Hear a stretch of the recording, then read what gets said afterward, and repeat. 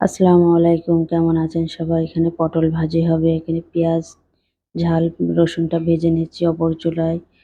রুটিটা ছেঁকে নিচ্ছি। এখানে রুটি খামির করে বেলে নিয়েছি। এটা আর ভিডিও করা হলো না। এখানে পটল, আলু কুচি দিয়ে দিয়েছি।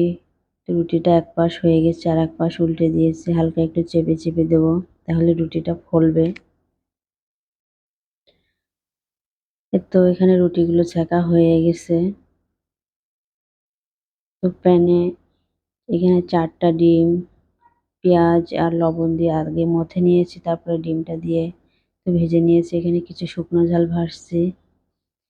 তো 2টা আলু ভর্তা করব, মানে যার যেটা পছন্দ সেটা খাবে। ভাতও রান্না করছি। তো আলু ভাজিটা কাঁচা পেঁয়াজ শুকনো ঝাল দিয়ে করছি, একটু সরিষার তেল দিয়ে। এখানে তো ডিম ভাজি, আলু ভর্তা, রুটি, ভাত, পটল ভাজি। এখানে কিছু আম কাটলাম, তো আপনাদের সাথে একটু শেয়ার করলাম আজকের সকালের ভিডিও এগুলো। আসসালামু আলাইকুম।